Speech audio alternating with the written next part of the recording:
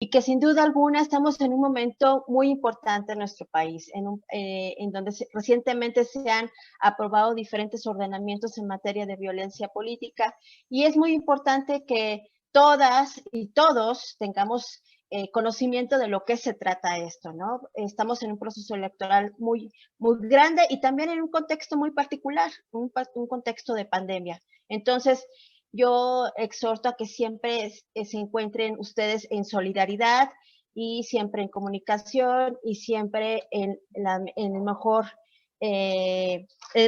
muy dispuestas a encontrar en ustedes causas solidarias.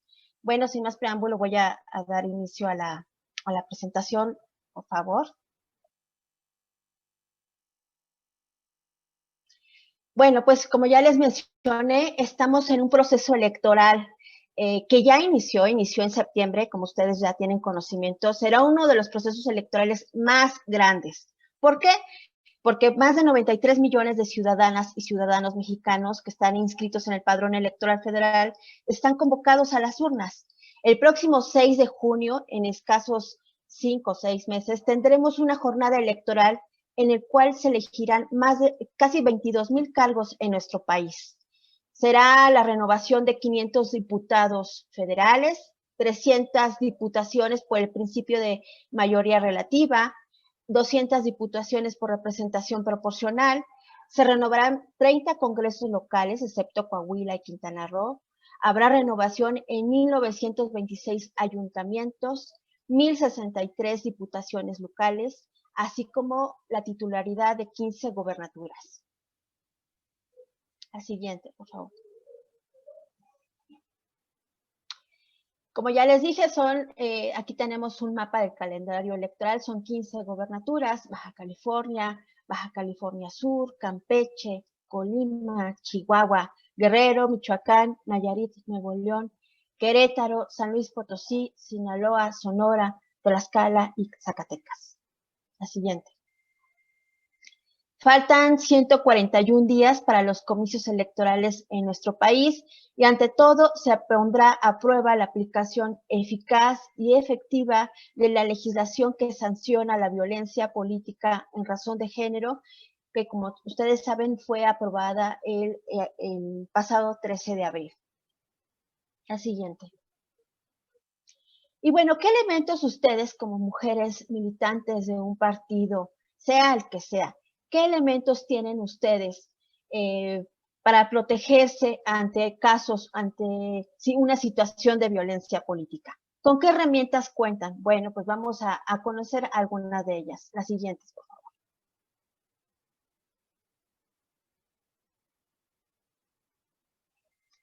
Bueno, tenemos una regulación específica en materia de violencia política contra las mujeres por razón de género. Por muchos años fue inexistente un marco normativo general que sancionara a nivel federal la violencia política hacia las mujeres por razón de género. No obstante, sendas iniciativas de ley que fueron presentadas por diversas legisladoras de diferentes grupos parlamentarios desde el año 2012 en el Senado y en la Cámara de Diputados, dirigidas para prevenir, sancionar y erradicar la violencia política. Ninguna de estas iniciativas había prosperado. Había resistencias, diversas resistencias de diferentes grupos partidos. No obstante que una de las primeras iniciativas fue presentada por la senadora Lucero Saldaña desde el año 2012. Fue recientemente que por fin tenemos un marco que sanciona este tipo de acciones. La siguiente. El año pasado, como ustedes saben, el Congreso de la Unión aprobó finalmente las reformas para regular y tipificar la violencia política contra las mujeres en razón de género. La siguiente. Son diversos ordenamientos legales, 6 leyes generales y 2 leyes ordinarias, que incorporan y tipifican la violencia política contra las mujeres en razón de género. Es un marco muy extenso. Yo las invito sinceramente a que lean, a que comprendan un poco de este tipo de leyes, porque son muy importantes.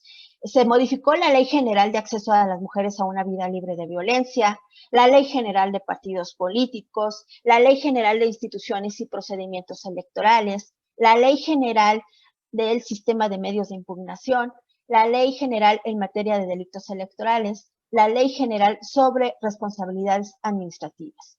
También se modificaron 2 leyes orgánicas, la Ley Orgánica del Poder Judicial de la Federación y la Ley Orgánica de la Fiscalía General de la República. Como ustedes verán, es un marco muy extenso que sanciona la violencia política en su aspecto administrativo, en su aspecto también penal. La siguiente, por favor. Y bueno, finalmente, ¿qué es la violencia política? ¿Alguien podría decirnos qué entiende por violencia política de género? Disculpa, ¿podrías repetir otra vez la pregunta? Si alguien quisiera decirnos qué entiende por violencia política de género. Es como el tipo de discriminación a no alzar, no darle el voz y voto a la mujer. Esa es una que tuvimos un tipo de violencia política. El hecho que hayamos estado excluidas del reconocimiento al sufragio femenino fue una de las violencias políticas, ¿no? El hecho de no darnos el derecho al voto, pues es una de las manifestaciones de violencia política, porque es un acto de discriminación, efectivamente. Y ya tenemos en la ley lo que viene siendo la definición normativa o institucional de qué es violencia política en razón de género. Pues es toda acción y omisión. Acción es decir, hacer, y omisión es dejar hacer. No simplemente el que yo haga, sino también el que yo deje de hacer algo. Incluida la tolerancia, es decir, también tolerar actos de violencia política, pues eso también es violencia política, ¿sí? Basada en elementos de género y ejercida dentro de la esfera pública y privada. ¿Por qué también antes solamente se veía en el aspecto público? Ahora se incluye el aspecto privado. ¿Por qué? Porque inclusive algún esposo mío puede decir, alguna pareja de ustedes puede decir, sabes que yo no quiero que votes por determinado candidato, ¿no? Entonces, eso es violencia política, eso va contra tus derechos políticos. Que tenga por objeto, o también los casos en el cual se violentaban a los familiares de las candidatas. Ese es un acto que está intimidando a las familias de las candidatas, ¿no? Que tenga por objeto o resultado limitar, anular o menoscabar el ejercicio efectivo de los derechos políticos y electorales de una o varias mujeres. El acceso al pleno ejercicio de las atribuciones inherentes a su cargo, labor o actividad, el libre desarrollo de la función pública, la toma de decisiones. Cuando quieren a ustedes quitarlas de una toma de decisión, tienen que incluirlas. Eso se llama violencia política, eso se llama discriminación. La libertad de organización, así como el acceso y ejercicio de las prerrogativas, tratándose de precandidaturas, candidaturas, funciones o cargos públicos del mismo tipo. Se entenderá que las acciones o omisiones se basan en elementos de género cuando se dirigen a una mujer por su condición de mujer y que la afecten desproporcionadamente o tengan un impacto diferenciado en ella. La siguiente, por favor. Tenemos una participación, nada más que el nombre del dispositivo es iPhone. Si te puedes renombrar, por favor, y no sé si quiera que la tengamos ahorita o la dejemos hasta el final, maestra. Pues yo creo que al final. Ok. La siguiente, por favor. Y bueno, finalmente tenemos un catálogo de 22 conductas sancionadas en materia de violencia política. ¿Por qué? Porque se observó en el trabajo empírico es las acciones, los actos en el cual se observaba violencia política, y esto fue recogido por redes de mujeres, en el cual lo llevaron a la ley, es decir, queremos que se sancionen determinadas conductas que son violencia política. A veces también los micromachismos son violencia política, ¿no? Y sin embargo, a veces lo normalizamos, ¿no? o que le dan la voz a las mujeres, no nos da machismo, y esa es violencia política. Bueno, vamos a leer cada una de las conductas. Una de ellas es incumplir con las disposiciones jurídicas nacionales e internacionales que reconocen el ejercicio pleno de los derechos políticos. Es decir, como todos saben, el derecho al voto, el derecho a participar en la política es uno de los derechos políticos consagrados a nivel internacional. Todos, absolutamente en todos los países tienen derecho al voto y a sufragar, a participar en el espacio público. Otra de las conductas es restringir o anular el derecho al voto libre y secreto de las mujeres, obstaculizar sus derechos de asociación, afiliación a todo tipo de organización política y civil. Otra de las conductas tipificadas es ocultar la información u omitir la convocatoria para el registro de candidaturas o para cualquier actividad que implique la toma de decisiones en el desarrollo de sus funciones. Ha habido casos en el cual las convocatorias se publican a determinado grupo, dejando a un lado a determinado grupo de mujeres, ¿no? Entonces, las convocatorias tienen que ser transparentes y tienen que ser abiertas. Proporcionar a las mujeres que aspiran o ocupan un cargo de elección popular información falsa o incompleta, ¿sí?, que impida su registro como candidata o induzca al incorrecto ejercicio de sus atribuciones. Otra de las conductas es proporcionar información incompleta o datos falsos a las autoridades administrativas, electorales o jurisdiccionales, con la finalidad de menoscabar los derechos políticos de las mujeres y la garantía del debido proceso. Otra de las conductas es proporcionar a las mujeres que ocupan un cargo de elección popular información falsa, incompleta o imprecisa para impedir que induzca al incorrecto ejercicio de sus atribuciones. Por ejemplo, decir que la convocatoria va a salir dentro de 15 días, a lo mejor se emite en un par de días, ¿no? Obstaculizar la campaña de modo que se impida que la competencia electoral se desarrolle en condiciones de igualdad. ¿Cuántas veces, a veces en el proceso histórico de nuestro país, vimos que a veces a los hombres se les beneficiaba en la campaña y a veces a las mujeres pues no se les daba los recursos equitativos, de forma equitativa, ¿no? Realizar o distribuir propaganda política o electoral que calumnie, degrade o descalifique a una candidata basándose en estereotipos de género, ¿no? Cuando empiezan en las campañas políticas a menoscabar a las candidatas por su físico o por sus relaciones familiares, etc. Esos son estereotipos de género que no deben de reproducirse, ¿no? La siguiente. Difamar, calumniar, injuriar o realizar cualquier expresión que denigre o descalifique a las mujeres en ejercicio de sus funciones políticas, con base a estereotipos con el objetivo o resultado de menoscabar su imagen pública, ¿no? Divulgar imágenes, mensajes o información privada de una mujer candidata o en funciones por cualquier medio físico o virtual. También vimos en campañas electorales pasadas cuando las mujeres ponían para denostarlas, ponían sus imágenes con determinada ropa, ¿no? Eso es denostar la imagen privada de una mujer.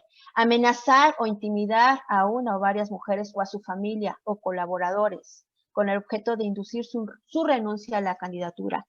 Muchas veces cuando las mujeres están en el puntero, con tal de quitarle esa ventaja electoral, pues muchas veces empiezan a intimidar a sus colaboradores o a su propia familia. Impedir por cualquier medio que las mujeres electas o designadas a cualquier puesto o encargo público tomen protesta de su encargo. Muchas veces también lo vimos cuando los esposos proponían a las mujeres como candidatas y las hacían renunciar y finalmente ellos eran quienes asumían los cargos, ¿no? Lo vimos en el caso de las Juanitas o las Manuelitas. Restringir los derechos de las mujeres con base en la aplicación de tradiciones, costumbres o sistemas normativos internos o propios. Imponer con base en estereotipos de género la realización de actividades distintas a las atribuciones propias de la representación política.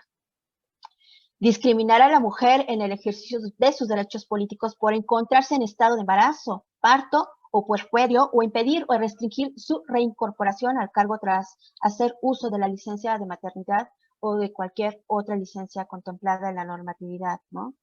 El hecho de que una mujer se encuentre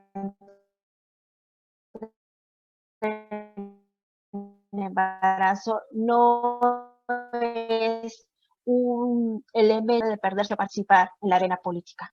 Ejercer violencia sexual, simbólica, psicológica, económica o patrimonial contra una mujer en ejercicio de sus derechos políticos. La siguiente, por favor.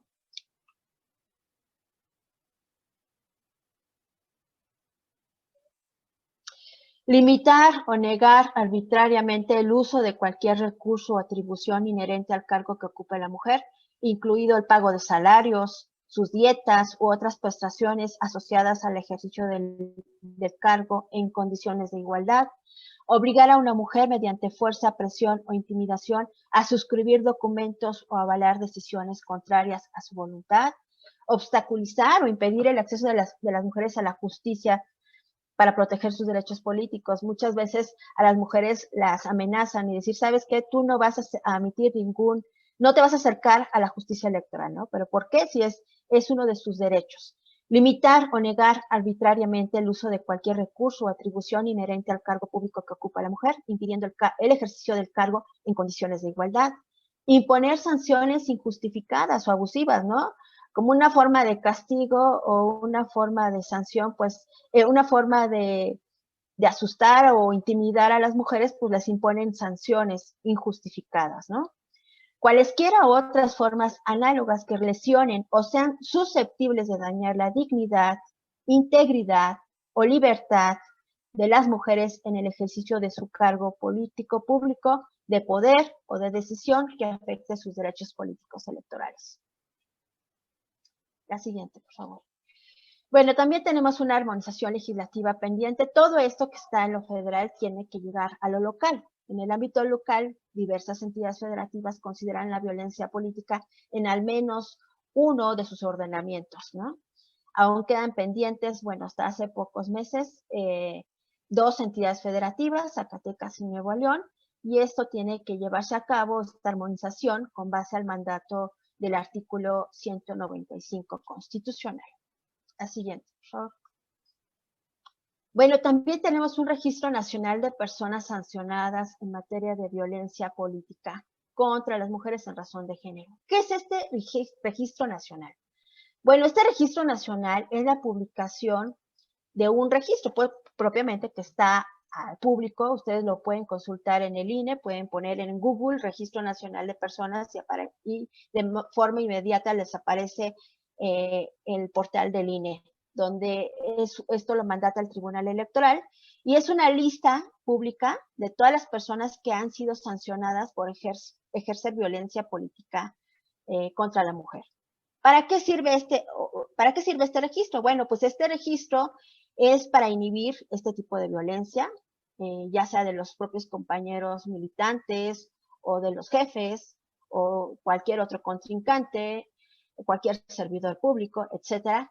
Concretar propiamente la reforma del 2020, que el año pasado fue aprobada, facilitar la cooperación entre instituciones para generar información, consultar la información previo al registro de las candidaturas, y hasta el día de hoy que lo consulté, ya existen 4 personas registradas, ¿no?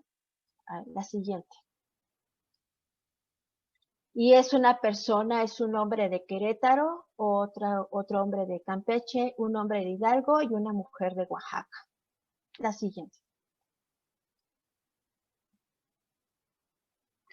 Bueno, ¿cuál es la vigencia de este registro? Pues es a partir del proceso electoral. Como ya sabemos, empezó en septiembre. Intervienen autoridades administrativas, jurisdiccionales, penales, tanto en el ámbito federal como local. ¿Por cuánto tiempo van a estar en el registro? Bueno, pues depende de su falta.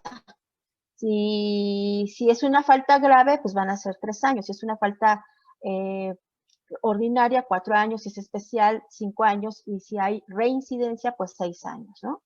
Agravantes.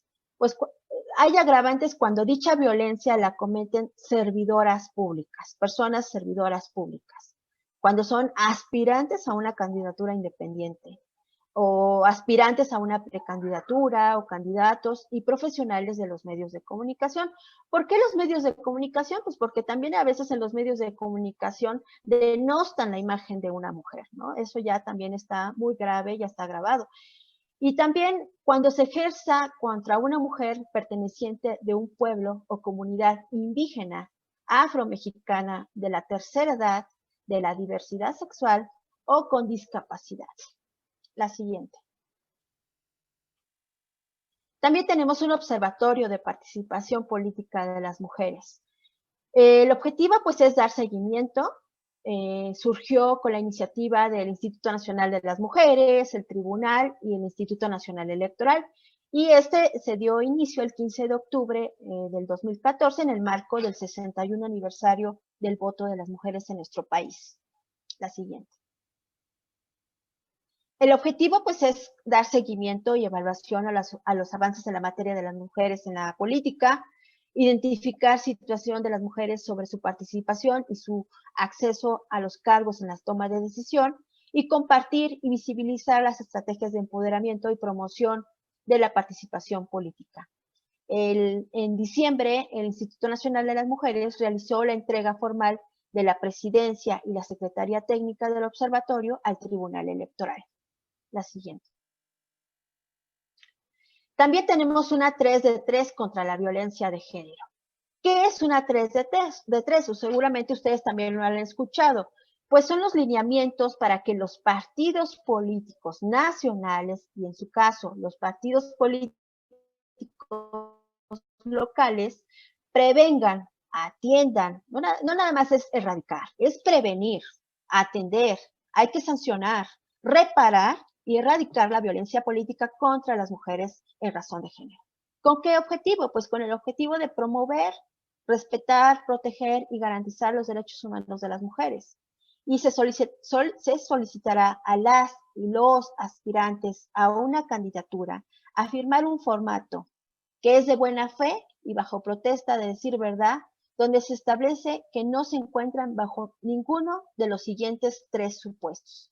La siguiente. ¿Cuáles son estos supuestos? Bueno, pues no haber sido una persona condenada o sancionada mediante resolución firme por violencia familiar o doméstica, no haber sido una persona condenada o sancionada mediante resolución firme por delitos sexuales, no haber sido una persona condenada o sancionada mediante resolución como deudor alimentario moroso que atenta contra las obligaciones alimentarias, salvo que acredite estar al corriente del pago o que se cancele en su totalidad la deuda y que no cuente con registro vigente en algún padrón de deudores alimentarios.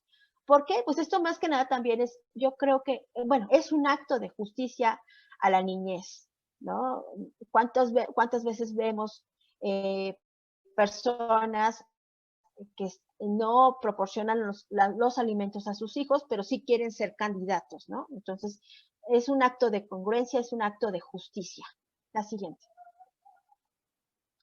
Todo lo anterior, pues, es gracias a la sinergia, el resultado de redes de mujeres que han impulsado iniciativas para una vida libre de violencia en la política y en observancia al extenso cuerpo normativo internacional y regional en materia de derechos humanos. Hay una convención CEDAW, que es la Magna Carta de las Mujeres, cuyos objetivos es la no discriminación y la igualdad. También hay recomendaciones generales que el Comité CEDAW ha emitido a todos los estados, participación política de las mujeres. Está la Convención Americana sobre Derechos Humanos, la Convención Belén do Pará, la Ley Modelo Interamericana para prevenir, sancionar y erradicar la violencia contra las mujeres en la vida política, adoptada por el Comité de Expertas de la Convención Belén do Pará. La siguiente. También hay una nueva Agenda Mundial de Desarrollo Sostenible. Esto es más político, no es un tratado, pero es un acto de buena fe de todos los estados, de todos los países, en el que se prevé eliminar todas las formas de violencia contra las mujeres y las niñas en el ámbito público y en el ámbito privado, así como asegurar la participación plena y efectiva de las mujeres y la igualdad de oportunidades de liderazgo a todos los niveles decisorios en la vida política y pública. La siguiente. En forma de conclusión, a manera de conclusión, yo les quiero exhortar, mencionar que todos los partidos políticos deben respetar y cumplir el principio de paridad en las candidaturas y dar acompañamiento a su militancia en casos de violencia política. Para todas las mujeres ha sido un camino difícil, pero para algunas los obstáculos y la violencia es mucho mayor. ¿Para quiénes es mucho mayor? Pues para las mujeres indígenas, las mujeres que están en el campo, las mujeres rurales, las mujeres afro, las mujeres trans. Es necesario pasar de la igualdad de jure a la igualdad de facto, en la ley y en la práctica, en el cual las mujeres en el ámbito político se encuentren libres de violencia política en sus legítimas aspiraciones. La siguiente.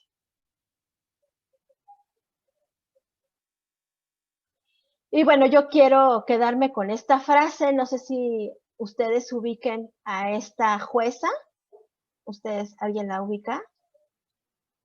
Que falleció el año pasado. Es nuestra querida jueza Ruth Bader Ginsburg de Estados Unidos. Es una mujer muy emblemática por sus decisiones, de sus resoluciones a favor de los derechos de las mujeres. Y me quedo con esta frase: las mujeres pertenecen en todos los lugares donde se tomen decisiones. Yo creo que todas las mujeres tenemos que participar en todos los ámbitos públicos, en todo el ámbito público, en el ámbito político. Nos quitaron del derecho al voto por muchos años, fuimos discriminadas y estamos en un momento muy diferente en el cual hay muchas mujeres que están luchando y que sin duda alguna tenemos ese derecho legítimo de participar en toda la toma de decisiones. Muchísimas gracias. Muchísimas gracias, maestra, por esta participación. La verdad es que pues sí nos deja como todo este proceso de tenerlo en cuenta para estos procesos electorales, que como bien lo dijo, pues van a ser los más grandes, y es importante pues estar informadas y poder también, obviamente como dijo, pues leer todo lo que debemos de conocer como mujeres para conocer nuestros derechos y saber qué hacer también en ese tipo de casos. Gracias, maestra. Entonces con esto terminamos con las participaciones y los comentarios. Le queremos compartir un reconocimiento. Vamos a compartir la pantalla. Me va a permitir leerlo. Dice: la Red Nacional de Mujeres Lila otorga el siguiente reconocimiento a la maestra Sofía Judith Pérez Barrera por impartir la ponencia Violencia Política de Género en Procesos Electorales, realizada a distancia el 14 de enero de 2021. Muchas gracias por sembrar la semilla de conocimiento a través del aprendizaje, ayudar al desarrollo pleno de las mujeres. Bueno, no se alcanza a ver acá, pero firma la maestra Nadia Martínez Dupotex. Entonces le agradezco muchísimo su tiempo. La verdad es que pues nos llevamos mucho todas nosotras y agradecemos que pues con todos estos conocimientos que ha adquirido en toda su experiencia y trayectoria profesional nos los haya podido compartir hoy. La verdad es que nos son de muchísima utilidad. Muchísimas gracias y esperamos después también volver a tener algún otro tipo de espacio con usted. Muchísimas gracias, maestra. No, yo les agradezco mucho y ha sido un gusto, un placer conocerlas y saber que son mujeres militantes, cada una muy valiosa, y que continúen con sus anhelos y aspiraciones políticas. Un honor y ojalá nos volvamos a encontrar. Muchísimas gracias. Gracias a todas, que tengan buena noche. Descansen. Gracias por su participación. Muchas gracias, excelente tema, excelente Gracias, ponente. buenas noches. Gracias, buenas